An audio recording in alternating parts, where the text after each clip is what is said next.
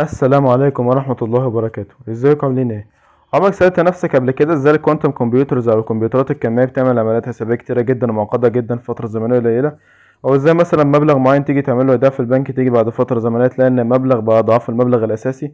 السر بيكمن في حاجة اسمها الاكسبوننتس او الاسس. طبعا انا هسيب لكم لينك بروفايل الفيسبوك في الديسكربشن اللي عايز يتواصل معايا، والجيميل طبعا، وهسيب لكم شوية لينكات اللي عايز يتعرف اكتر على الاكسبوننتس. طب ايه هي الاوتلاينز بتاعت الفيديو واحنا نعمل إيه ان شاء الله؟ رقم واحد هنتعرف على الاكسبوننتس. رقم اتنين هنشرح القواعد الأساسية بتاعة الإكسبوننتس. رقم تلاتة نحل شوية أسئلة بحيث إن احنا نثبت الفهم أكتر. رقم أربعة هنستعرض شوية تطبيقات للإكسبوننتس، وآخر حاجة طبعا نختم. إيه هو الإكسبوننت؟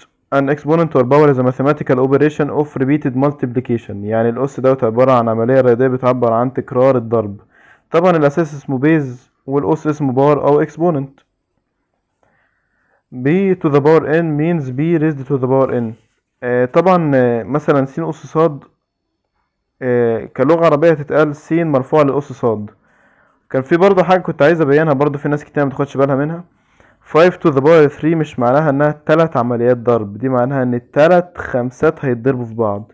يعني هنا لازم دايما عدد الأسس اللي تتضرب في بعض هيساوي 3 أو اللي هو الباور يعني. لأن هنا دي مش تلات عمليات ضرب، لأن هما لو تلات عمليات ضرب يعني كده كده أول عملية، كده تاني عملية، كده تالت عملية، ساعتها في الحالة دي هتكون 5 to the power 4. يعني هو في فرق، يعني هو طالما العمليات نفسها بتكون أقل من الأس بواحد.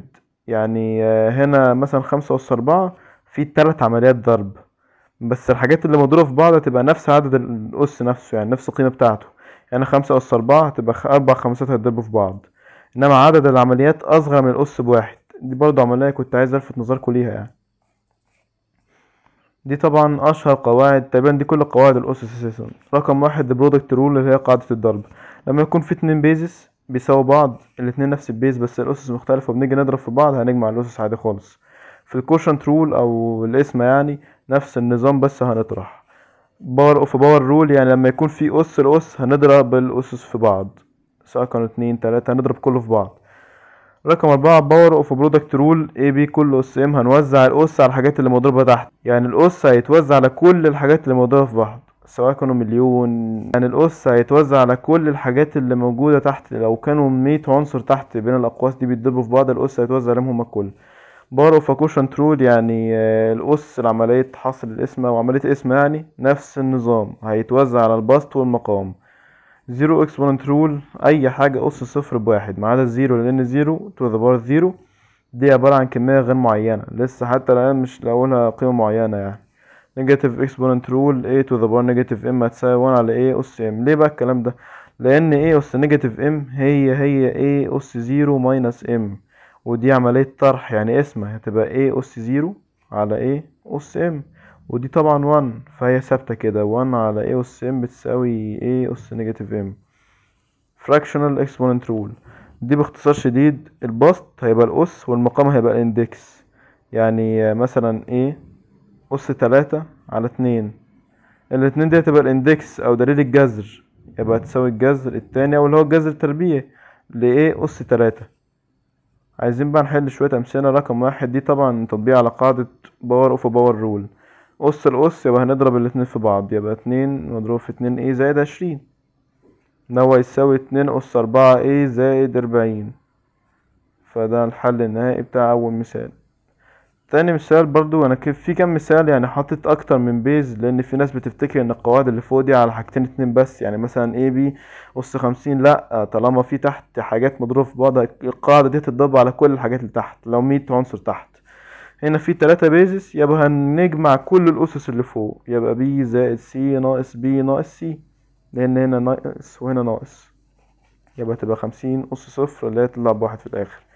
ده بالنسبة لتاني مثال. تالت مثال ده تطبيق عادي خالص سهل، هيتوزع على البسط والمقام هتبقى A أس 20 على B أس 20، وده بالنسبة المثال التالت. المثال الرابع ACE أس نص، ممكن أعملها على طول جذر ACE أو A أس نص، طبعا يفضل إنها تكتب على شكل كسر مضروب في C أس نص مضروب في E أس نص. ده بالنسبة للمثال الرابع. المثال الخامس طبعا ال AB دي كلها أس واحد، يبقى AB عادي خالص هنا طبعا الأس هتبقى واحد اللي هو في البسط، وتحت الاندكس اللي هو خمس اللي هو يطلع في الآخر AB أس خمسة، اللي هو هيطلع A أس خمسة مضروبة في B أس خمسة، لأن مقام بسط هنا. ده بالنسبة للمثال الخامس. المثال السادس، هنا طالما في نيجاتيف يبقى 1 فوق تحت AB أس تلت، لا تساوي أكتر من شكل. ممكن مثلا تكون الجذر التالت ل AB، أو ممكن مثلا تكون الجذر التالت ل A مضروب في الجذر التالت ل B، أو A أس تلت مضروبة في B أس تلت. وده كده بالنسبة للمثال السادس. المثال السابع، 15 على AB أس نيجاتيف 15، هتبقى 15 عادي خالص، تحت هنا 1 على AB to the power 15، اللي هو هيدينا في الآخر 15 مضروبة في AB أس 15. ده كده بالنسبة للمثال السابع. المثال الثامن، هنا طبعا في عمليات حسابية كتيرة جدا جوه، بس انت لازم تاخد خطوة ورا وتعمل زوم اوت. هتلاحظ ان هنا لما تيجي تبسط العمليات دي هيطلع في الاخر زيرو، فالناتج النهائي هنا يبقى 1. فانت حتى في حياتك عموما لما تلاقي مشكلة كبيرة مكلكعة كده تاخد خطوة ورا وتعمل زوم اوت، فالمشكلة دي تتحل يعني في وقت اقل وبمجهود اقل بكتير جدا. يعني ممكن تلاقي الحل بسيط. 18 to the power 5 على 8، الاندكس زي ما اتفقنا اللي هو المقام، وهنا 18 عادي خالص أس 5. فده بالنسبة للمثال التاسع. المثال العاشر هتبقى 1 على 18 أس 5 على 8، اللي هو هيبقى 1 على الجذر الثامن اللي في 18 أس 5، يعني مقلوب المثال التاسع. طب ايه هي بقى تطبيقات الأسس، أو ايه هي أهميتها عموما؟ رقم واحد طبعا في الماث كتابة الأعداد الكبيرة أو الصغيرة بالترميز العلمي أو وحدات القياس بمعنى صح، وتبسيط العمليات وحل المعادلات. أنا مثلا بدل ما أكتب 15 من مليار، بدل ما أفضل أكتب صفر علامة صفر صفر صفر صفر وخمستاشر، أنا ممكن عادي أكتبها 15 مثلا نانومتر، أو 15 مضروبة في 10 أس سالب 9. ودي طبعا من تطبيقات الأسس. ده بالنسبة طبعا في حاجات كتيرة جدا، بس دي مجرد يعني تطبيق من التطبيقات. في الفيزياء في قوانين كتيرة جدا، زي مثلا قانون نيوتن للتبريد، أو قوانين الحركة، أو مثلا قانون الطاقة اللي هو الحركة بتاع النص ام في تربيع، أو مثلا قوانين الجاذبية اف بتساوي جي ام 1 ام 2 على ار سكويرد. كل الكلام ده، أو اي ايكوال ام سي سكويرد. كل دي تطبيقات للأسس. طالما في أسس يبقى من غير الأسس نظريا مش كنا نوصل لها. وفي طبعا في الكيمياء وفي علوم الحاسب اللي هو ستورج، وفي الانكريبشن طبعا، وفي تحويل الخوارزميات، وفي قوانين كتيرة جدا عن الحاجات دي. وفي الحياة اليومية طبعا، وفي البنوك والاقتصاد في الفايدة المركبة. والسلام عليكم ورحمة الله وبركاته.